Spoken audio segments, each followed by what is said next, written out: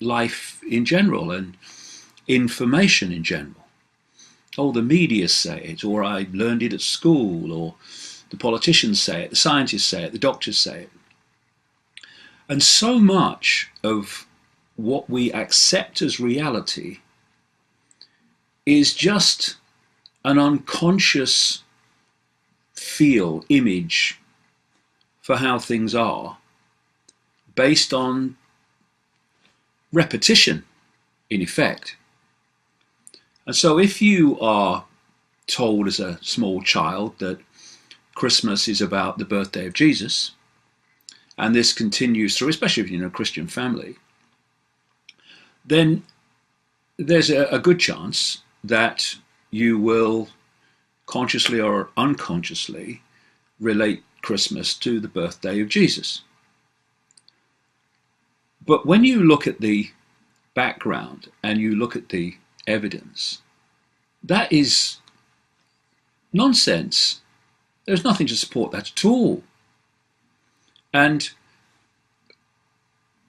one of the things that I would suggest that we need to do as a human race is to start questioning what we have been led to believe, questioning what we're told, and see if it stands up to scrutiny.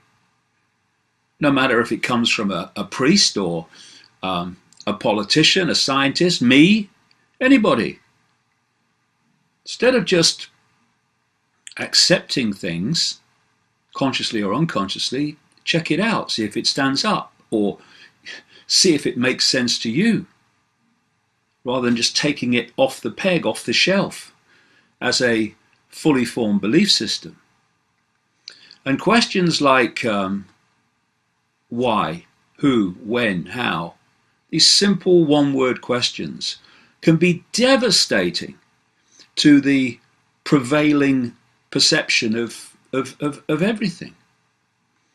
So when you look at Christmas, the idea is that it celebrates the birthday of Jesus, who was born on our December the 25th in a manger in Bethlehem,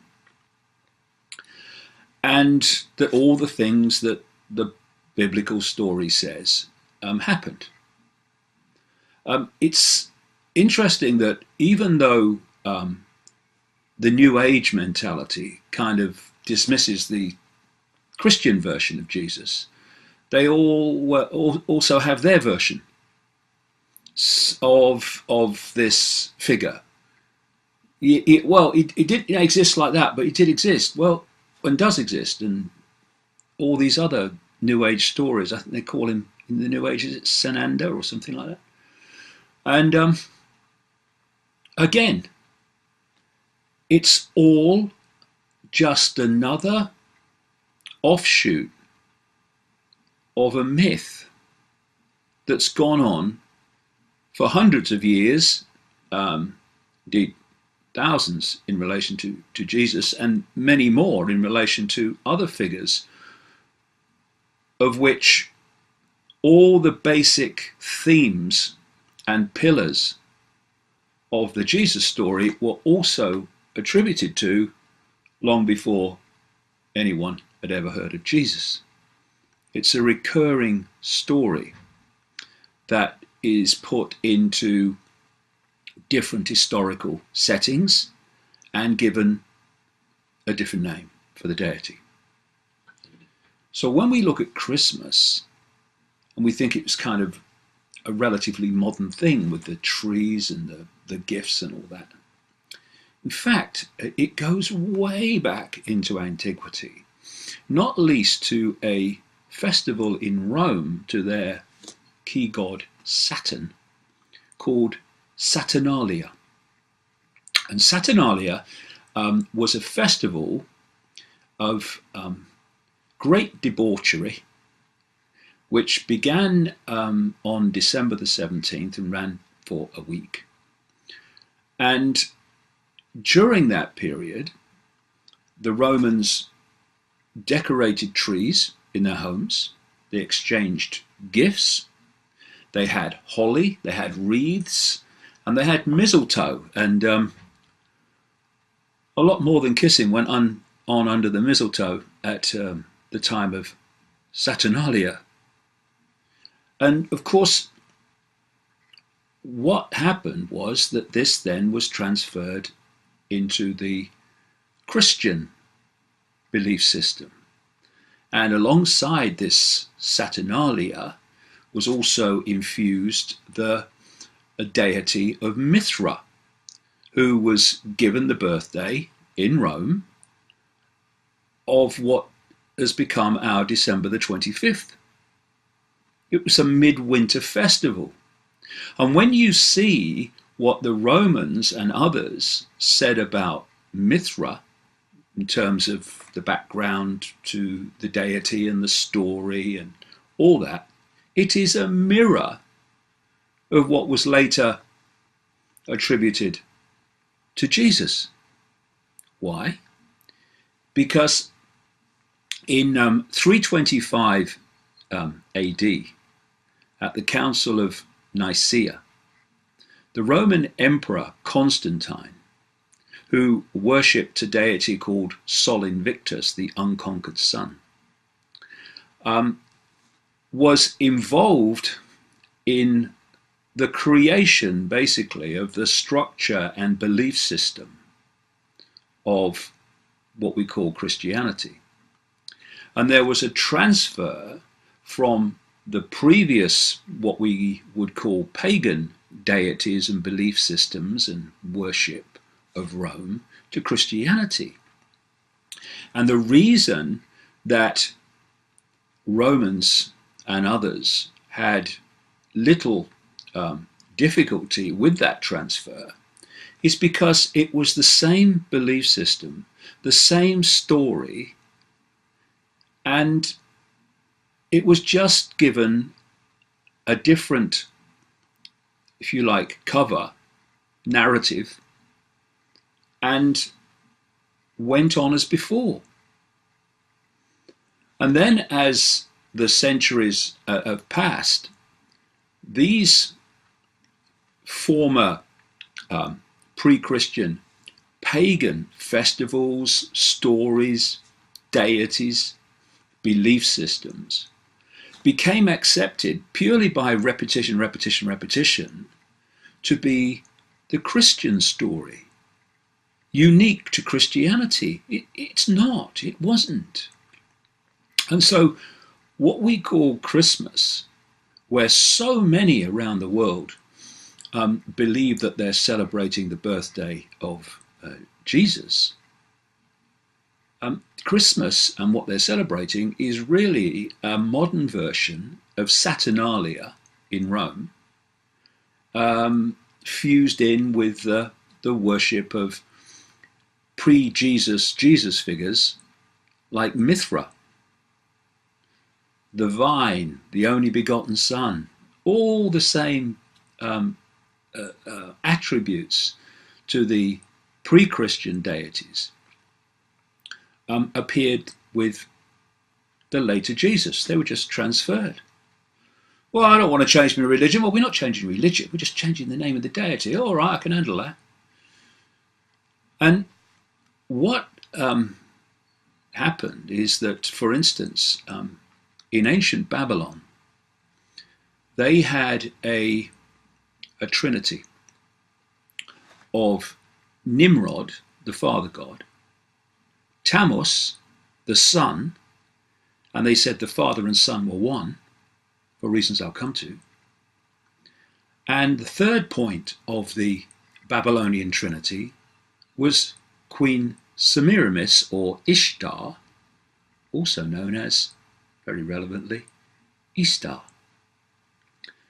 And they said that when Nimrod died, he became the sun god Baal and impregnated Semiramis, Ishtar, with the rays of the sun to give a virgin birth to Tammuz, the sun.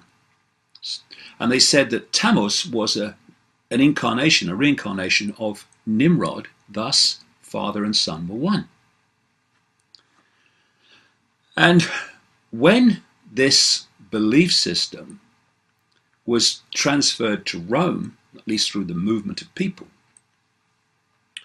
the Christian version became the Father God, Nimrod, the Son, Jesus, virgin born. And the third point of the Christian Trinity was the Holy Spirit, or the Holy Ghost, that is symbolized as a dove. And one of the symbols for Semiramis Ishtar in Babylon was the dove. And what the new Christianity, I say new, what the rewritten pagan belief system called Christianity then did, was take the attributes of what the Babylonians gave to Semiramis, which was Virgin Mother, Queen of Heaven, etc., and they transferred them to the figure of Mother Mary. Mother Mary is another version of Semiramis, the goddess, in so many ways. And in this way, Christianity was formed, Christianity was created. And there are many people who are Christians today who realize this. And they work their way around it to explain away why this can be, because the historical facts, if you look at them, are facts. So they can't say, oh, it's a load of rubbish. So they have to find a narrative to explain it within still believing in the Christianity that they've always believed in. I mean, there was one Christian article about the real background to Christmas that I was reading this week that pointed out that this whole thing about Jesus' birthday on December 25th is just made up, because nowhere in the Bible does it point out when this Jesus figure was supposed to be born. And all this thing about shepherds watch their flock by night, this article pointed out that there are no flocks by night in midwinter in that area of the world, because it's too bloody cold. It pretty much ends around October. But even so, they find a way around it to protect the belief system. I spoke at an event once, a long time ago now, and there were quite a few Christians there, because it wasn't, one of my events. I was a speaker at a big event of multiple subjects, and the Christians got around me. Some of them did afterwards, because I, said some of the things I'm saying now, and I pointed out to one of these people, a lady, what I've just said about the background to Jesus and where it came from, and that there were endless other deities before Jesus, of which exactly the same basically was said. And she said, that's not true, that's not true. And then another Christian guy next to her said, actually it is. So she thought about it for a minute, and she said, well, it doesn't matter anyway, because the belief system must be protected from all borders and all challenge, no matter what the evidence. And I found this article this week, again, a Christian article, which is accepting the real background to Christmas and where it came from, but again, doing the mental gymnastics to protect the belief system. And it's quite instructive to read, really. It says, "Dear reader, isn't it amazing that no one knows the date of the most important birth in the history of mankind? Well, if it didn't take place, not really, mate. We know the birth dates of many famous ancient men, from the Caesars to the Pharaohs, and in fact in Egypt birthday celebrations can be documented back to the 13th century BC. So if Jesus is real, and the story is real, and the historical setting is real. So why not the same with Jesus? As the writer points out, or claims, is the date of the most important birth in the history of mankind. I think there's more to know. But he says, but there is not a single reference in all 66 books of the Bible, and not one mention in early church literature pinpointing the date of Christ's birth. Now, here's the gymnastics coming. Here's the I'm going to disappear up my own backside and I'm going to take a torch coming. Obviously, God did not want us to know the date Christ was born! Exclamation mark. We must remember that the Son of God pre-existed from eternity with the Father, just like in Babylon. Perhaps for us to affix a date of birth to Christ, who always existed, is to detract from his divinity.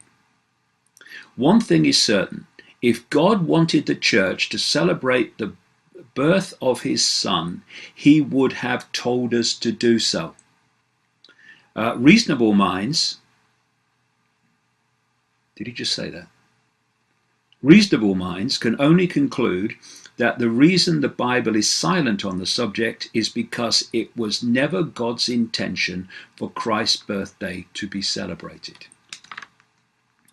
And so you've got Christians who believe the whole story.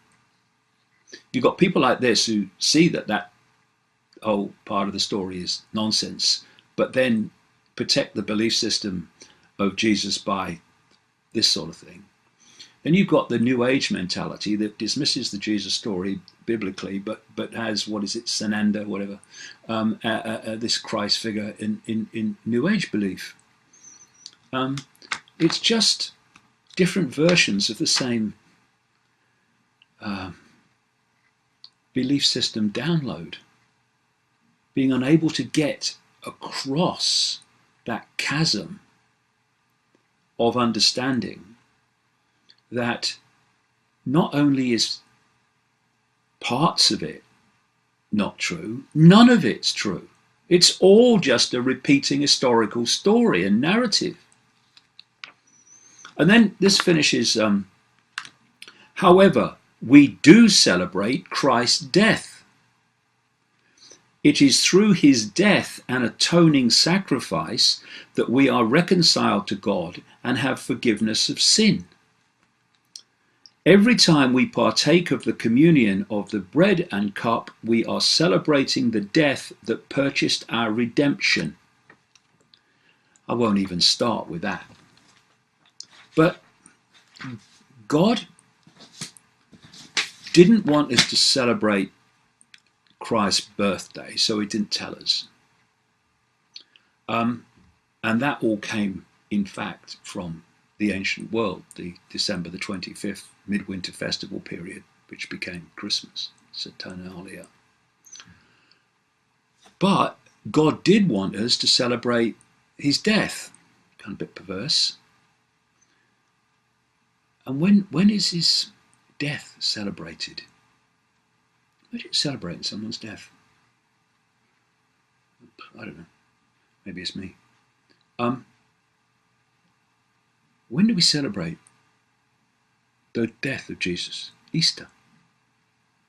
And Easter comes from the very same source that Christmas does. The ancient pre-Christian world.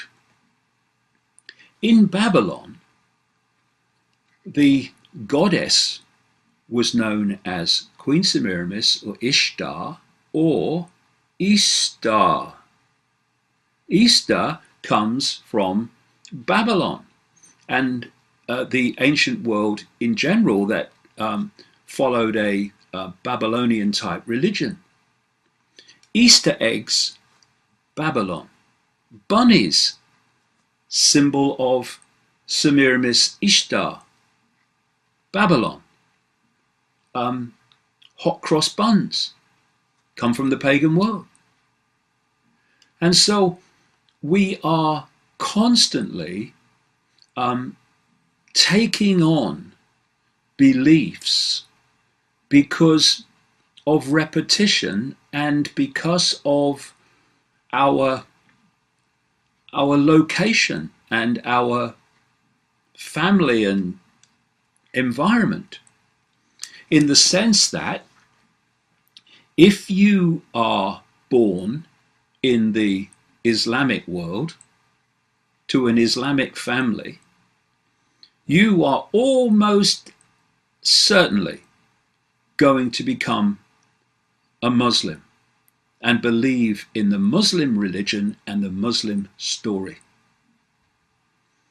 If you are born into a Jewish family and a Jewish community, you are almost certainly going to believe in the stories of Judaism and follow their rituals.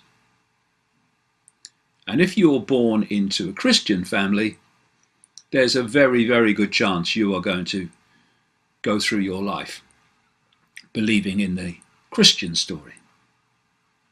Indeed, there are people of other religions that believe in the Christian story. It's just a web. So, location and upbringing equals information people download from the earliest ages that then becomes their either conscious or unconscious belief system. And this story of Jesus, Christmas, Easter, and the way it's accepted to be true when it's not, the way festivals are believed to be because of this when they're not, is just a classic example of how people take on perceptions for no other reason than where they were born, where they were brought up, the environment, in other words, information download to which they were subjected as they were brought up, and the repetition of information which becomes a belief system. And if there's one New Year's resolution that would change people's lives and change collectively human society, it would be if people stopped taking their beliefs unquestioningly off the shelf, stopped downloading their perceptions from others, and start with a blank sheet of paper and say, anything comes on here has to go through my filter, my research, my feeling, my intuition, whatever. And only then does it get on this piece of paper. In other words, only then do I accept its validity in becoming part of my perception. And I tell you what, if people did that on a vast scale, if people did that just individually, they would be shocked at how much they have believed consciously and again unconsciously during their life that had no validity whatsoever. And if more do that, then more will see through the perception deception that keeps the human race in such unquestioning servitude. So let's go and take some questions of, I tell you, many and various kinds. This is from Miki, Ezat. It says, do you have any information about the so-called Morgellons and what are your thoughts? Well, funnily enough, I've just had a new book published called Phantom Self, brackets, and How to Find the Real One. And there's a chapter in that which I think is possibly the most important chapter I've ever written. And Morgellons is connected into that tapestry of information that's pulled together in that chapter. It relates to transhumanism and assimilating the human race into technology. It relates to chemtrails, these chemical trails that come from aircraft systematically into the atmosphere, which has been going on now for decades. And what's in them? They have been analysed, and metals and poisons have been found in them. Quite systematic. They are cumulatively destroying human health and destroying the environment. Things like aluminium are in them. But what is less talked about, but I talk about in some detail in Phantom Self, is they also contain nanotechnology. And nanotechnology is well beyond the ability of anyone to see it, so small. And it can be breathed in. And what happens with sufferers of this condition called Morgellons, which started to appear just as the chemtrails began, is that they have these synthetic material come up through the skin and has a life of its own. It seems to have the ability to think and respond. And they pull one out that comes through the skin, these fibers, these synthetic fibers. And then there's another one, and they replicate. And I have seen it suggested, and I think this may well be correct, that everyone is breathing this stuff in, and it's being assimilated and absorbed by most people. But what we call sufferers of Morgellons are people whose immune system is rejecting it and fighting it. Thus, we see what happens with Morgellons patients. If you go onto a picture search engine and put in Morgellons disease, then you'll see exactly what I'm talking about and what people are suffering around the world. They have this crawling sensation under the skin, things moving inside their bodies. I mean, it's extraordinary, horrible. And when you put the pieces together, it's very, very clear that what's in chemtrails and Morgellons disease are fundamentally connected. And what I do in Phantom Self is go into why this is happening and what the end goal is of what is happening. And that's why I feel it's the most important chapter I've ever written in terms of seeing where all this, I won't say multiple conspiracy, because in the end it's one conspiracy, but this multifaceted global conspiracy is actually designed to go. And it'll shock a lot of people, but knowing it is having the ability to avoid it. And that's the whole point of what I do. Not to be proved right. Oh, that David Icke said this. That is not the goal. The goal is to alert people so that it stops happening. And that's what keeps me going year after year after year. Okay, next one. What are your views concerning remote viewing? That's from Peter Marshall. remote viewing is a fact and can be explained.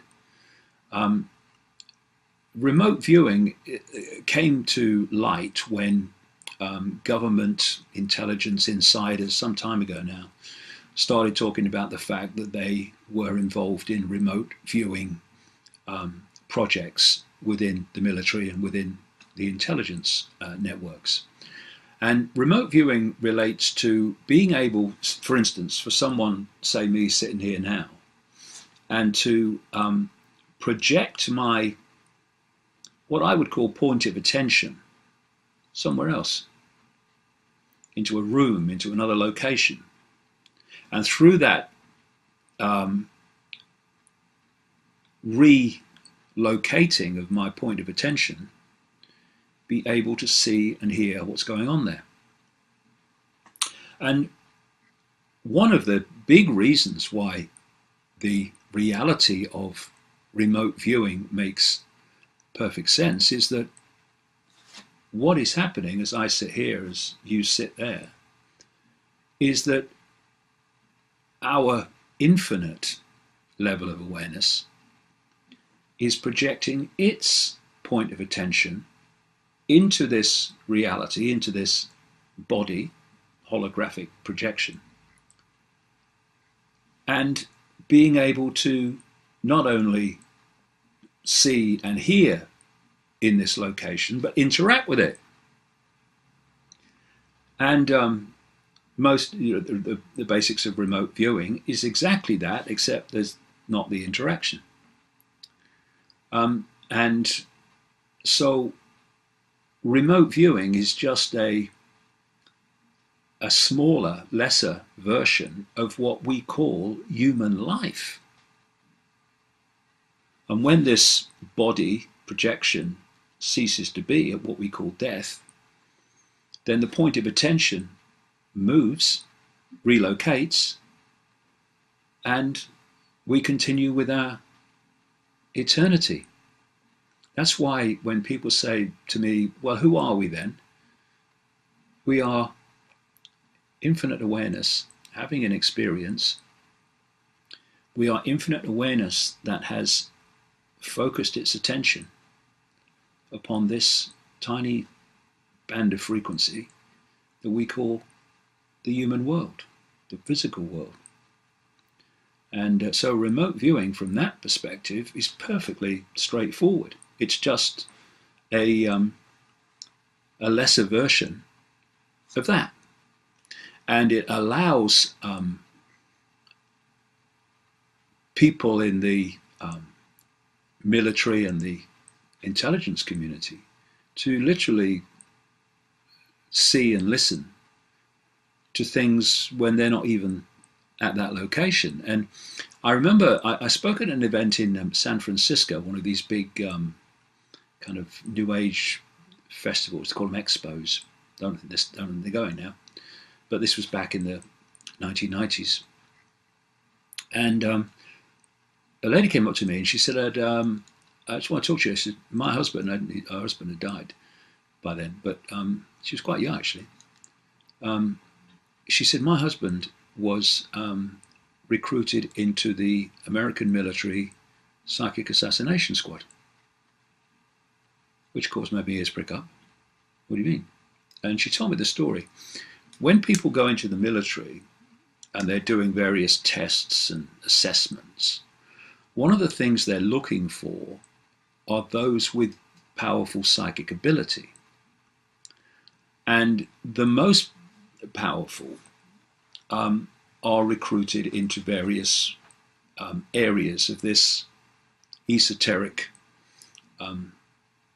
area of military intelligence operation. And some will be turned into what they call remote viewers to do what I'm talking about here. And others are recruited into the psychic assassination squads. And what she said, this is, like I say, what would it be about 96, 97. She said what they used to do was sit around a table with a picture of someone they wanted to assassinate, and they would just, as an example, get all of these people that have been recruited into this squad to focus on the picture and focus on stopping the person's heartbeat. And it worked. And of course, that person's then taken out. And no one says, oh, it was a psychic assassination squad. No, they say, well, yeah, heart attack. And the reason that it works is because everything is frequency. And when you take a picture of someone, you might see their body, their holographic projection on the picture, fair enough. But what that picture contains is the frequency of the energetic field of that projection. And so by focusing on the picture in the way that they do, that's vibrating, the picture's vibrating to a certain frequency, which is the frequency of the person in the picture. And what they're then doing is tuning themselves, their point of attention, into that frequency. At which point they have made a frequency connection with that person's, if you like, real self or holographic self. And these projections are, on one level, electrical and electromagnetic. And so there's this electrical electromagnetic connection now between the psychic assassination squad and the person in the picture. And what makes a heartbeat? Electricity. Electromagnetic electrical focus can affect electrical systems, including those of the heart. And you know, when you hear these ghost stories and these so-called paranormal stories, which I also go into in Phantom Self, because it's very important for people to see how this works for many various reasons. So often these ghost stories and ghostly happenings relate to electrical technology. Like when I went 25, 26 years ago to see a psychic called Betty Shine, she told me then that often when she was in psychic mode and there was lots of this connection going on with other realities, things like the record player would turn on and off. And when I had my ayahuasca experience in the Brazilian rainforest in 2003, and this stupendous energy was coming through me, just extraordinary. I was in a darkened room on my own with one person sitting in a chair, and it was pitch black, you can imagine, with no lights on in the middle of the Brazilian rainforest. And they had these strip lights all around the top, all around it was a circle. And as this energy built up, and it was so powerful, I felt it coming through here. I didn't say anything to anybody, there was only one person I could say anything to. But there was music playing, and the record player started to malfunction. It turned itself off, it turned itself on. And then one of the strip lights came on, and then two, and then three. And I'm lying there with this energy coming through me, and I'm thinking, was he turning the bloody lights on for? But he hadn't. He was still sitting here. And what it was this energy coming through me, which was electrical, electromagnetic, was affecting the electrical systems of the building. And that's why so much ghostly activity relates to strange happenings with electrical equipment, like lights. All the lights flashed on and off. This is what it is. And it's why, through sheer focus of attention, these people could stop people's hearts beating. So in terms of the question of remote viewing, it's the same principle. You know, life's so much more fascinating when you look beyond the norm. Um,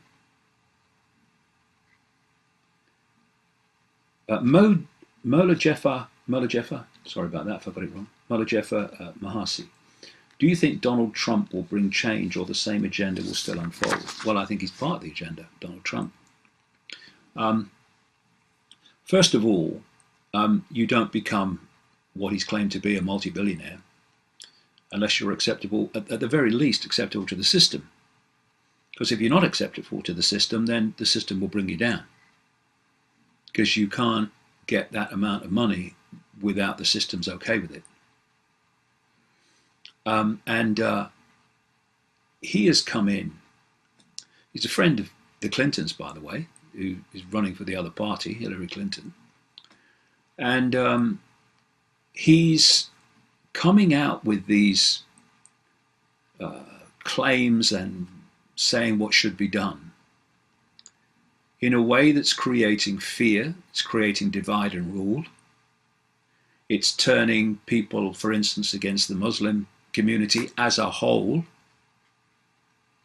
And it's, again, going off in a direction that ignores what's really happening, which is all this Muslim terrorism and wars against Muslim countries is engineered for a specific outcome, which I talk about at length.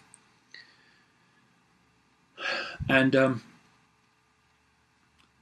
it can be quite, I wouldn't say shocking, but a bit depressing sometimes to see how easy it is to manipulate, scam, and Pied Piper.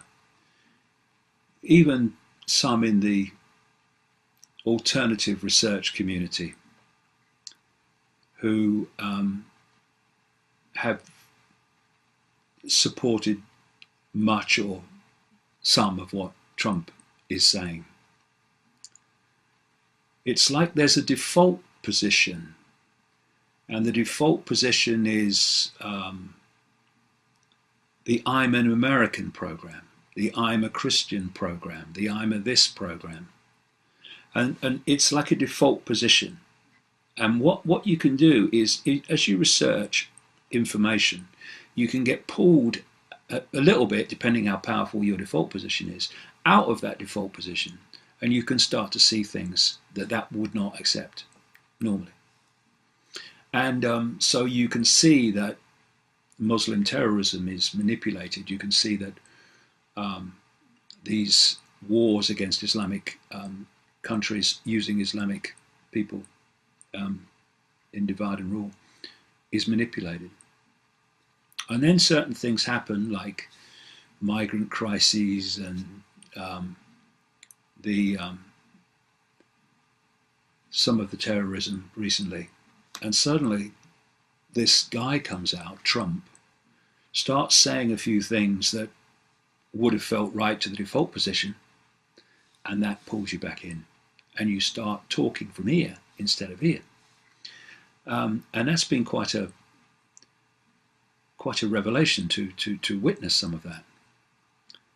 And Trump could not care less about anyone except himself. That's what comes over to me. And so whatever Trump does and whatever Trump says is in some way designed to serve his interests.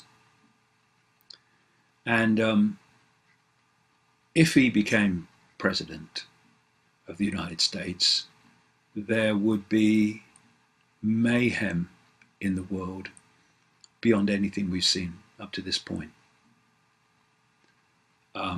He is the living, breathing proof, in my view, that you do not have to be intelligent in the true sense of the term to become a multi-billionaire. And we'll see where it goes from here. Because if he gets the nomination, well, that's one go from here. If he doesn't, but stands as an independent, just as this guy Ross Perot did back in the days of Clinton, Bill Clinton, then we'll see another where we go from here. And that will be dividing the Republican vote, which will let Madam Hillary Clinton in. Because what Ross Perot did was stand as an independent, and his natural voting constituency was Republicans, and he split the Republican vote, and Bill Clinton got in. And I would strongly suggest that wasn't by accident. So where it goes from here will, be interesting to see. But the idea that Donald Trump is different and is against the system is nonsense. People have to be careful in not relating what people say to what it appears to be saying. For example, if you attack, say you attack the Jewish community, on the face of it, you've attacked the Jewish community. Dead simple. But what if, I'm not saying this in terms of Trump, I'm giving an example of how this whole game works.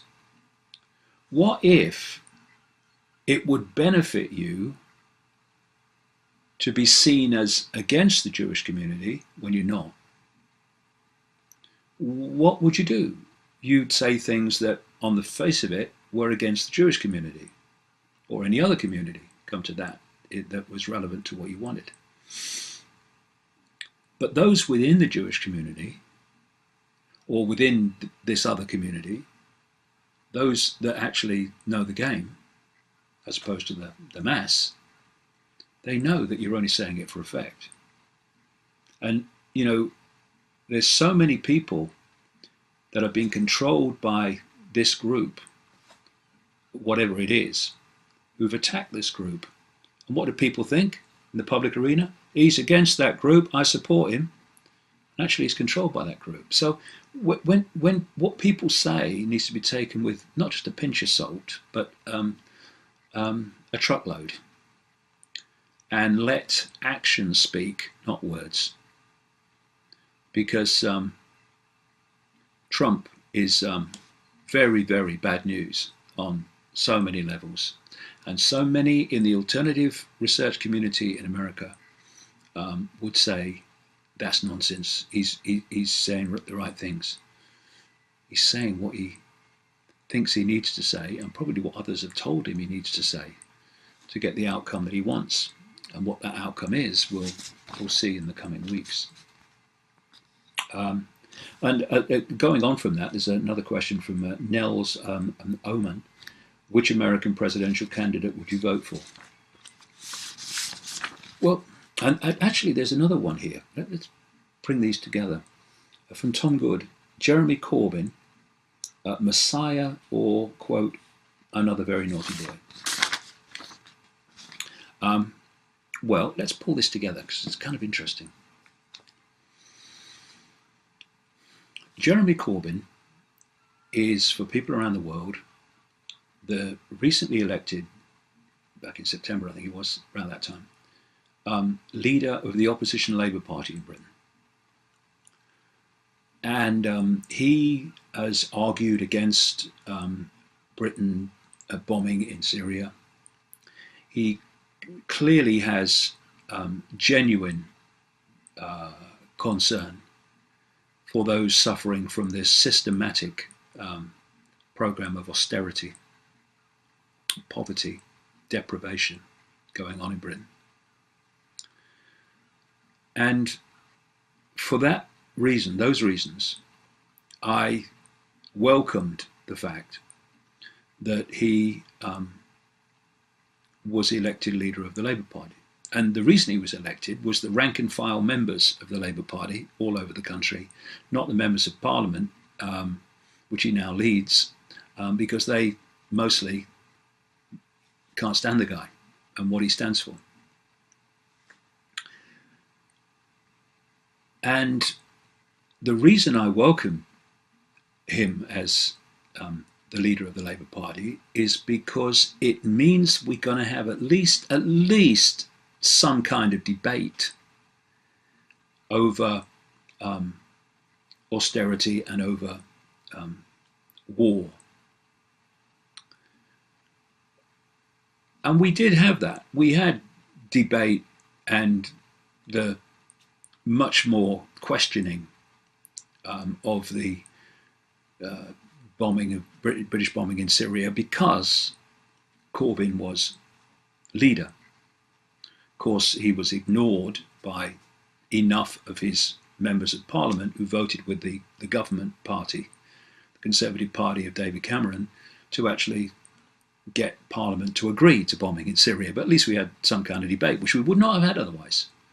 Because what would have happened if another Labour MP that stood for the leadership had got in, it would have been nodded through bombing in Syria.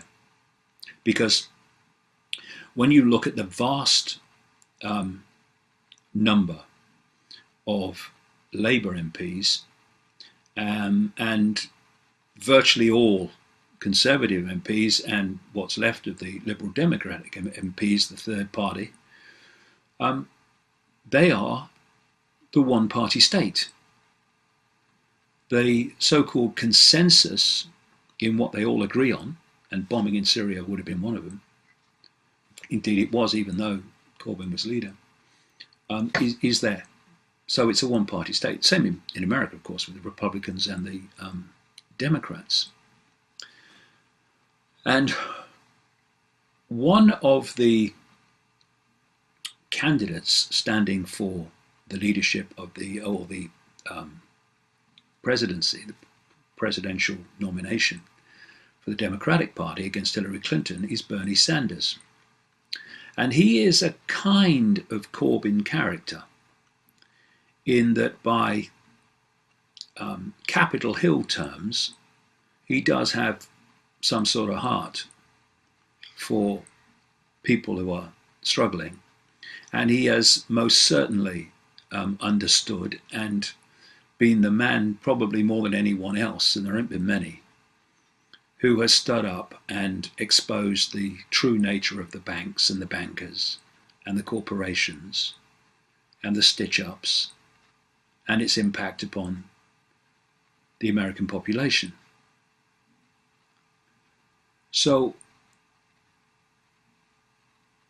I would say that the person I would say I would vote for if I had to in the American presidential election would be Bernie Sanders. And if I voted for anyone in Britain currently, it would be for Jeremy Corbyn. However, but, and a very, very big but, I wouldn't vote for either of them. In the sense of believing that they were going to change anything. Because within this web of deceit and conspiracy and corruption, it's multifaceted. So, Jeremy Corbyn has disconnected and is challenging that web, that agenda, in terms of bombing and war, and in terms of the austerity program. Bernie Sanders is disconnected and is challenging that web, that agenda, from the point of view of the behaviour, manipulation and corruption of bankers and corporations. Fair enough, round of applause. But unless you take a big step back and do research across the subjects, to the point where you see what the game is, A, where they want the outcome to arrive at, and the manipulative techniques to get people there, then even though austerity and bombing Syria won't get you, even though in Sanders' case the banking scam won't get you, other parts of the web will get you. Because you won't realize there is a web. Thus you won't realize that global warming, drone bombing, etc., etc., are as much part of this web as austerity, bombing in Syria, and the banking system. And so when I look at Jeremy Corbyn, I applaud, for reasons that I've said, some of the things he's standing for and challenging. But at the same time, he's very pro, we must do something about global warming.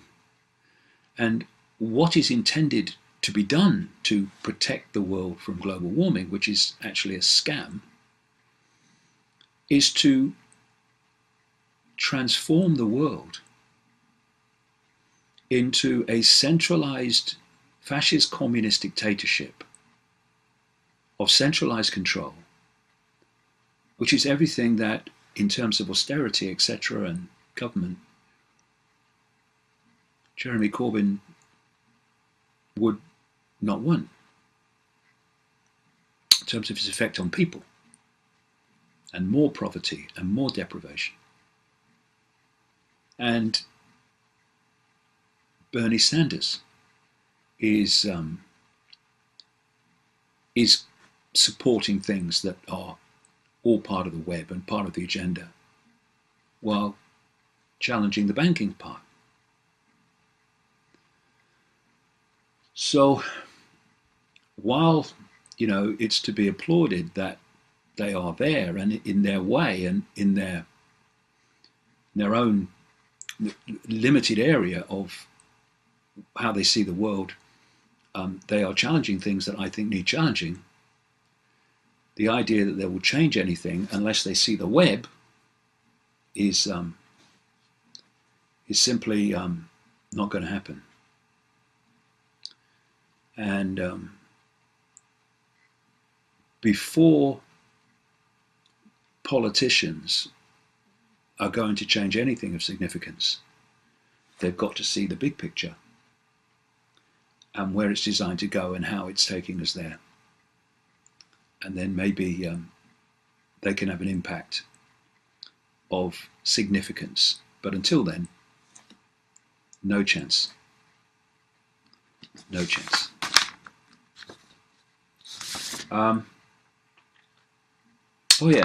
Mary Marks. What do I think of the PTT trade deal?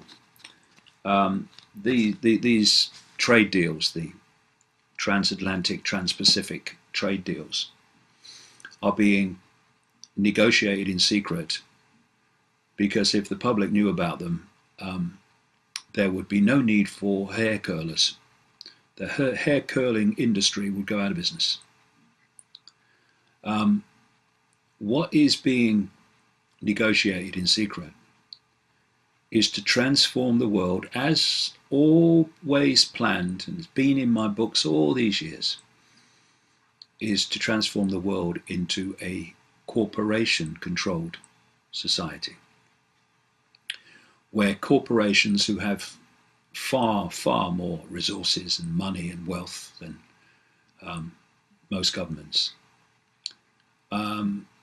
they will have the ability to go to a world corporate court and take governments to court for doing things that the corporations don't like. What is being negotiated are laws of copyright that are so outrageous, so extreme, so mind-blowing in the idea that they could even be considered, never mind agreed, that, as a story on my website in the last few days pointed out, if certain things go ahead, not just within the trade deals, but within the European Union, and they're all connected, of course, it's all part of the same web of centralized control, that even taking pictures of things that you own could be breach of copyright and find yourself in legal action. They're stitching up the world. That's what these trade deals are doing. And the idea is to negotiate them in secret, pass them through as quick as possible through the parliaments and Congress, that they become law of the land before anyone's really conned on to what it means. And we saw this with the European Union. You know, things would be passed through and passed through and passed through, and it would be covered by the media. Oh, yeah, this has been passed or that's been passed. Oh, yeah, what was it? No debate that people have any saying and contributing to. And then people go down the shops or they go about their work and they say, what do you mean? We can't do this anymore. Well, that's banned, that's illegal. What's happened? What's happened? Well, what's happened? It's all been done in secret.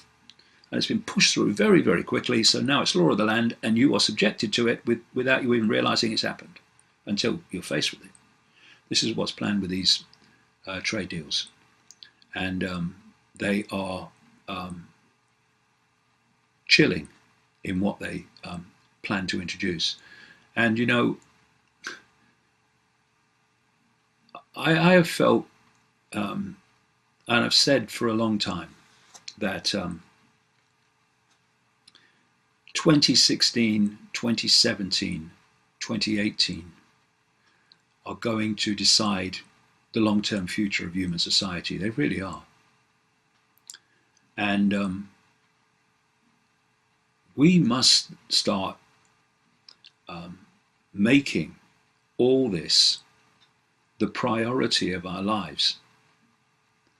Because if we put anything before it, even family occasions, whatever, if something else needs doing,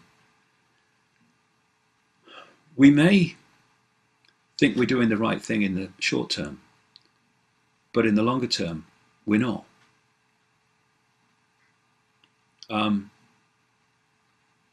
The work that I do means that I miss things, family things that others would not miss. But my attitude is this. My biggest contribution to, for instance, my grandkids and my children is to do everything I can to head off and alert people so it's headed off what is planned for this world and what's unfolding by the day. That's my biggest contribution, and that's my focus. And so if I have to miss this family occasion or that family occasion because this is something I have to do to advance that that goal that I have, then that will have to happen. Because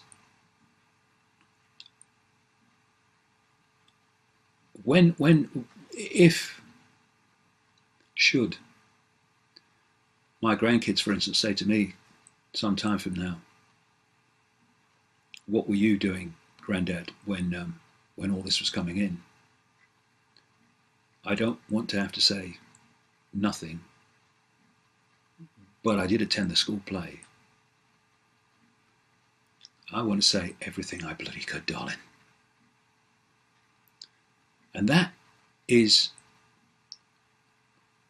I would suggest, where we need to go from here as we move towards 2016. Make this the priority.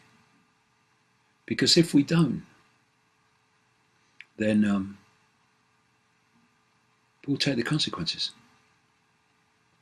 But I am very, very optimistic that we are starting to move towards a point where the numbers of people in awareness that the world's not like they thought it was is starting to reach a point where it can have some kind of impact.